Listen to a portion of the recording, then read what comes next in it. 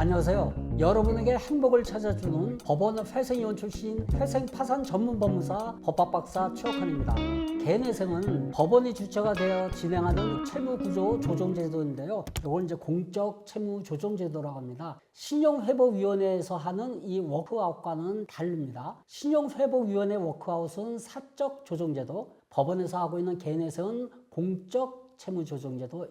채무자의 소득과 재산에 따라서 변제개혁안을 수립하게 되는데요. 채권자는 반강제적으로 법원이 정해준 변제개혁안을 이제 받아들여야 되거든요. 3년이라든지 또는 최장기 5년 동안 이 변제기간이 끝나면 나머지 채무는 이제 모두 면책이 됩니다. 그래서 개인회생만큼 좋은 제도가 없는 건 사실인데요. 하지만 개인회생에도 장점만 있는 건 아니겠죠. 당연히 단점도 있는데요. 그래서 오늘은 노은정 선생님을 모시고 개인회생의 단점이 뭘까 궁금증을 함께 풀어보도록 하겠습니다. 먼저 개인회생을 신청하고 인가 결정을 받고 나서 면책 결정을 받기까지 보통 한 몇 년 정도 걸린다고 봐야 되겠습니까? 현재 기간이 보통은 3년이고 특별한 경우에는 5년이 걸릴 수도 있습니다. 그러면 그 기간 동안에 신용거래는 모두 제한된다고 봐야 네, 되겠죠? 신용거래는 안 된다고. 그러니까 신용으로 하는 모든 건 모든 다 거래가 못한다고 안 돼요. 봐야겠죠. 네.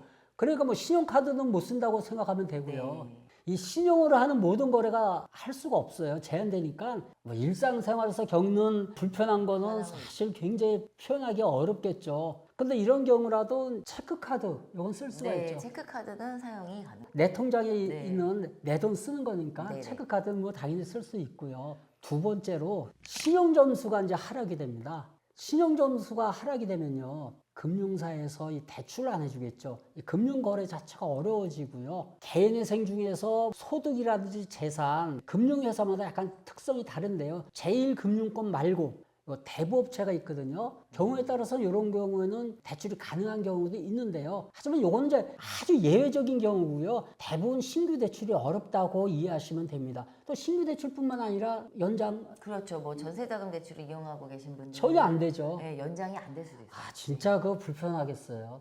그래서 신규 대출이라든지 계속적인 금융거래 이렇게 꼭 필요하신 분들 이런 분들에게 개인회생 요 단점이 될 것 같고요. 이런 분들에게 권해드리기가 사실 그렇죠. 어렵죠. 네네. 잘 생각하시고 예. 하셔야 돼요.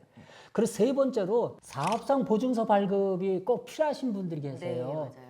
건설업 하시는 분들 또 대리점을 운영하시는 분들 대리점. 핸드폰 보증부 네네. 할부로 핸드폰 구입할 때 네. 그럴 때도 힘들고 보험회사 일하시는 분들 일반적인 회사에서도 신원보증하는 경우도 많이 그렇죠. 있거든요. 네. 네. 그런데 이 개인회생을 하면요.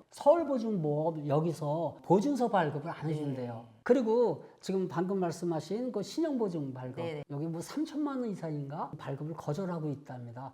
참 이게 좀 제도적으로 일단 보완할 게 나와야 맞아요. 되는데요. 네 번째 조건부 인가라는 게 있어요. 노 선생님, 이 조건부 인가를 간단하게 설명을 하면 어떻게 될까요? 조금 이해하기 쉽게 설명을 드리자면 회생에서 결정이 났습니다. 변제금도 결정이 났고 변제 기간도 결정이 났고 언제부터 언제까지 납부를 하면 된다라고 결정은 내줬지만 추후에 소득에 대한 서류를 매년 보겠다는 거예요. 법원에서.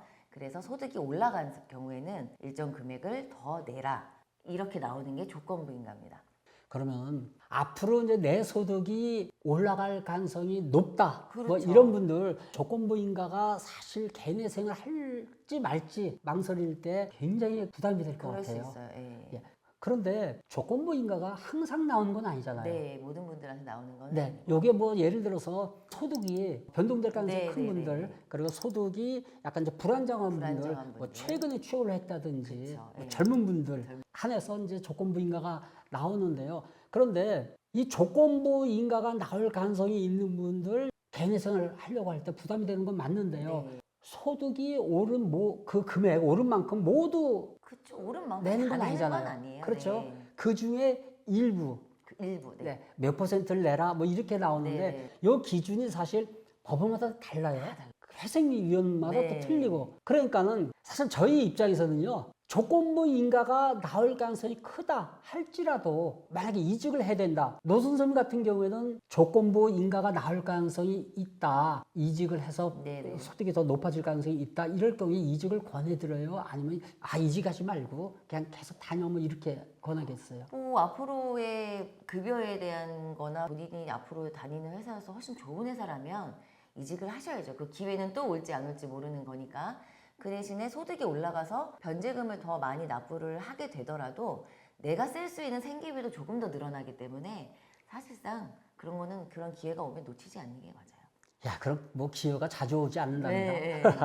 그리고 다섯 번째로 이 개인회생은 채권자는 반강제적으로 법원에 정해준 변제경을 받아들여야 한다고 이렇게 앞에서 이제 말씀드렸거든요. 즉 직권주의가 적용이 됩니다. 그래서 채권자가 동의를 하지 않더라도요 진행이 되거든요. 따라서 이 개인 채권자, 네. 개인 채권자하고는 사이가 안 좋아지겠죠. 안 좋아질 수밖에 없죠. 그런데 개인 채권자뿐만이 아니라 금융사라든지 통신사, 카드사 여기도 마찬가지예요. 내 채무를 그죠. 채권자 목록에 집어넣어가지고 집어넣은 그 채권자한테 네. 사실 감정이 안 좋을 수가 없겠죠. 네네. 그래서 채권자 목록에 기재를 한 그 채권사, 은행이라든지 통신사, 신용카드사는 네. 설사 면책이 됐다고 하더라도 계속적인 거래는 아마 힘들다고 봐야 될 신용거래는 안 될 겁니다. 수도 있어요. 근데 저희가 한국신용정보원에서 내 개인회생 정보를 면책될 때까지 이렇게 보관한다고 종종 영상에서 말씀을 드렸거든요. 그래 면책이 되면 다 지워져요. 그런데 기존에 내 채무가 있던 그 금융사, 통신사, 신용카드사는 기타라든지 비고란이라든지 여기에 다 남겨둬요. 그러니까 계속적인 거래는 생각을 안 하시는 게 좋을 것 같습니다. 물론 이제 무조건 다 그런 건 아니고요. 개인회생 면책 받고 나서 내 소득이 좋아졌어, 재산이 늘어났어, 그래서 신용 상태가 좋아졌어. 이런 경우에는 또 달라질 수가 있습니다. 네. 마지막으로 변제금을 납부를 위해서 최저 생계비로 지내야 한다는 이런 단점이 있거든요. 선생님, 이 최저 생계비 어떻게 설명을 하면 될까요? 나라에서 정해진 생계비의 60%로 법원에서는 이제 생활을 하라 이제 그건데 사실 많이 적어요. 정말 3년 또는 5년 동안에는 내 빚을 갚기 위해서 정말 아끼고 산다라는 생각으로 사셔야 될 정도로 좀 금액이 낮아요. 뭐 월세 거주하시는 분들은 더 어렵겠죠. 그렇죠. 힘들죠. 네. 그래서 뭐 사실 이런 점을 개인회생 하기 전에 좀 이렇게 살펴봐야 될 것 네, 같더라고요. 미리 어느 정도는 생각을 하시고 진행을 하셔야 될 거예요. 그래야 끝까지 마무리를 할 수 있을 거예요, 회생은. 이제까지 이제 노은정 선생님과 함께 개인회생 단점에 대해서 알아봤는데요. 이런 단점이 있다는 걸 다 알아요. 근데 도저히 빚을 갚을 능력이 안 돼요. 그러면 어떻게 해요? 그럼 이거 감수하고 개인회생을 이거 감사하고. 해야죠. 네.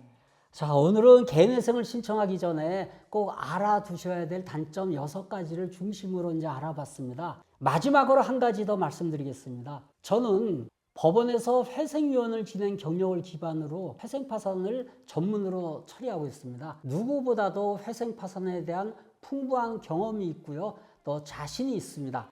회생파산을 고민하고 계시는 분들 망설이지 마시고 언제든지 저 법학박사 최옥한 법무사를 찾아주십시오.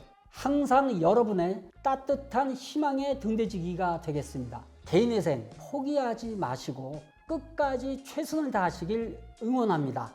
여러분에게 행복을 찾아주는 법원 회생위원 출신 회생파산 전문 법무사 법학박사 최옥한의 회생TV는 여기에서 마무리하겠습니다. 다음번에도 더 재미있고 유익한 컨텐츠로 찾아뵐 테니까요. 오늘 제 영상이 좋으셨다면 구독과 좋아요 눌러주시고 응원의 댓글 부탁드립니다. 다음 영상에서 뵙겠습니다. 여러분 안녕히 계세요. 감사합니다.